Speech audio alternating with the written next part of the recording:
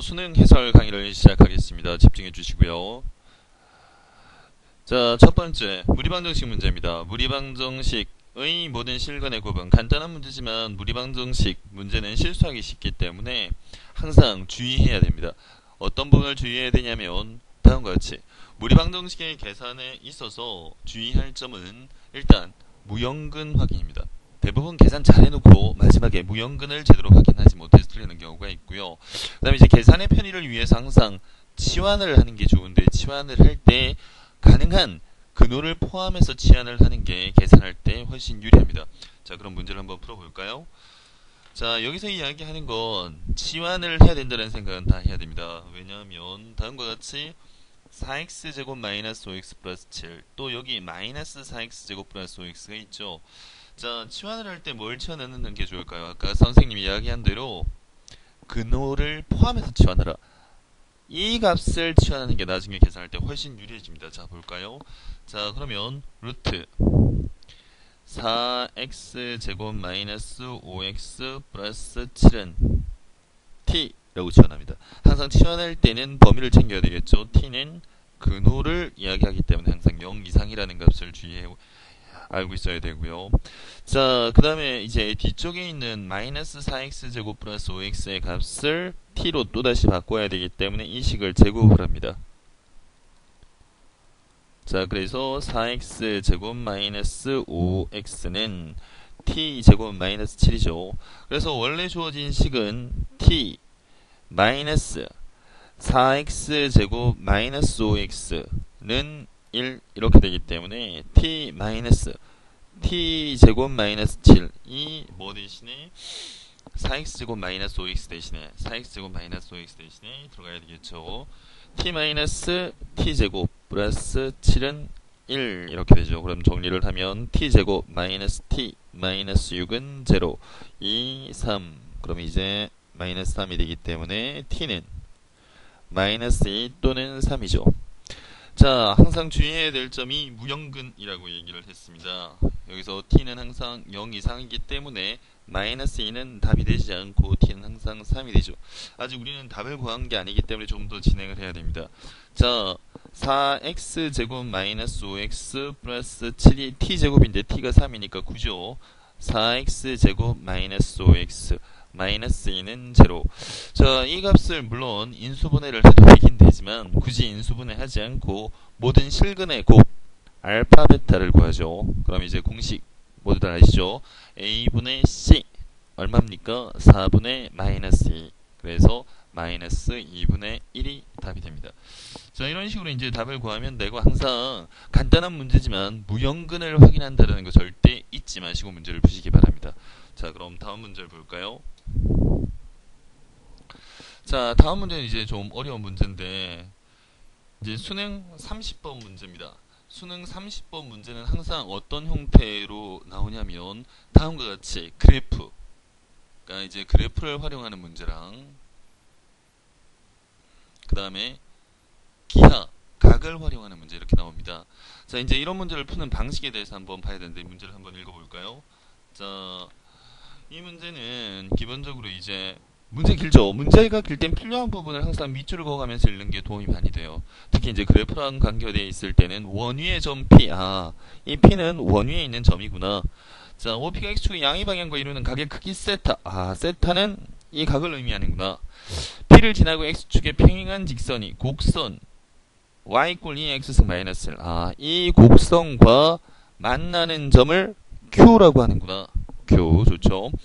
자, Q에서 X축에 내린 수선의 발을 R, 수선의 발을 R이라고 하고 OP와 QR의 교점 T, 교점을 T라고 합니다. 그때 삼각형 ORT의 넓이 S의 값을 구한 다음 아래와 같은 극한값을 구하라가 이 문제에서 요구하는 바죠. 자, 여기서 이제 중요한 게 뭐냐면 삼각형 ORT, 삼각형 ORT의 넓이를 S라고 한다. 그럼 S를 뭘로 구하면 된다? 세타의 형태로 나타내면 된다라는 생각을 해야 됩니다. 실제 이게 이제 문제를 푸는 중요한 아이디어가 됩니다. 항상 문제를 풀 때 뭔가의 아이디어를 만드는 게 되게 중요하거든요. 그러니까 내가 어디서부터 문제를 풀어나갈까라는 생각을 하는 게 지금과 같은 경우, 일단 S를 세터로 표현해야 되는구나 라는 생각을 해야 됩니다. 그래서 항상 미적에서 기하 문제가 나오면 주의해야 될 점은 어떤 부분이냐면, 항상 각을 변수로 잡아라. 이 문제는 이미 각이 변수로 나와 있죠. 각이 변수로 나와 있습니다. 뭐 크게 주의할 부분은 없고, 이 각을 이용해서 문제가 요구하는 걸 구하면 된다. 자, 문제는 상당히 길지만 이제 이 그림 하나만 있으면 이 문제를 풀 수 있습니다. 특별히 고민할 필요 없죠. 자, 이 그림에서 S세타를 구하자. 자, 그럼 풀어볼까요? 자, 그러면 실제 이 그림을 좀 크게 표시할 필요가 있습니다. 여러분들도 문제를 풀 때 그림이 좀 작다 싶으면 좀 다시 옆에 크게 그려서 문제를 푸는 것도 문제를 푸는 데 아주 도움을 많이 줘요. 아까도 얘기했지만 우리가 구해야 되는 건 이 부분의 넓이입니다. 이 부분의 넓이를 구하기 위해서 어떤 일을 해야 되나? 자, 제일 먼저 해야 될 일은 P의 좌표를 구할 수 있다. 뭘 통해서? 세타를 반지름을 통해서. 실제 이 원의 반지름이 1이기 때문에 세타를 이용하면 이 직각삼각형에서 이 길이를 구할 수 있습니다. 이게 이제 문제의 시작이죠. 자, 1 사인 세타. 이 값은 사인 세타고 이 값은 1 코사인 세타. 삼각형, 직각삼각형에서 각을 이용한 문제의 변화나 각을 이용한 길이의 값을 파악해내는 건 항상 잘 연습해 두어야 합니다. 자, 여기서 이제 우리가 사용해야 되는 이 함수를 어떻게 사용해야 되냐면, 실제 P의 무슨 좌표로부터 Y좌표로부터 Q의 X좌표를 구해낼 수 있습니다. 이게 이제 이 문제를 푸는 가장 중요한 아이디어 중에 하나죠. 자, 그러면 Q라는 점에 있어서 우리가 만들어야 되는 식은 Q의 무슨 좌표가 Y좌표가 사인 세타다. 그러면 우리가 구해야 되는 건 X좌표죠. 어떤 문제죠? 일반적인 지수방정식입니다. 2의 X승은 사인 세타 플러스 1. 그래서 X는 ln 사인 세타 플러스 1. 그러니까 여기까지는 쉽게 와야만 됩니다. 자, 그럼 이제 뭐 알고 있죠, 우리가? X좌표를 알아냈습니다. X좌표를 안다면 이 삼각형의 넓이를 구할 수 있겠느냐? 이제 쉽게 구할 수 있는 상황이 됐어요. 그러면 이 삼각형만 다시 한번 그려볼까요? 자, ORT 삼각형 ORT 여기가 직각이고 이 각이 세타죠. 근데 이제 우리가 알아낸 사실이 뭐냐면, R의 X좌표가 단과 같기 때문에 이 삼각형의 밑변의 길이가 ln sin 세타 플러스 1입니다. 물론 여기서 치환을 해도 되지만 일단은 어떻게 될지 판단을 하기 위해서 그냥 다 적는 게 훨씬 나아요.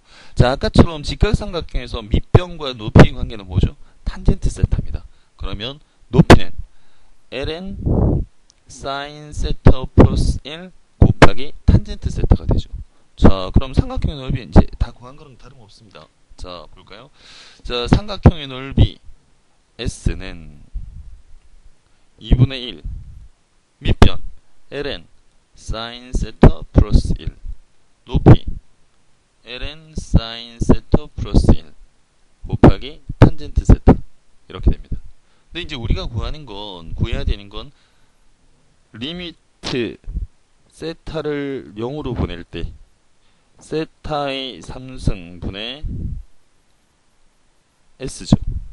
이제 S 값 구했으니까 얘를 수식으로 표현하기만 하면 됩니다. 자, 리미트 2분의 1은 앞에 있고요. 세타의 3승분의 ln sin 세타 플러스 1의 제곱 탄젠트 세타. 자, 모양은 좀 힘들어졌지만 이런 문제를 푸는 방식에 대해서 이제 잘 알아두셔야 되는데, 어떤 방식으로 문제를 푸냐면 잘게 나누는 게 좋습니다. 문제를 풀 때 잘게 나누어서 하나씩 해결한다. 이런 게 이제 이런 문제를 푸는 중요한 포인트가 됩니다. 여러분들 잘 기억해 두세요. 자, 그러면 이 문제를 어떻게 나누어서 문제를 푸는 게 좋을까? 한번 볼까요? 지금 같은 경우는 탄젠트 세타를 여기 세타 하나를 갖다 주고요. 그 다음 여기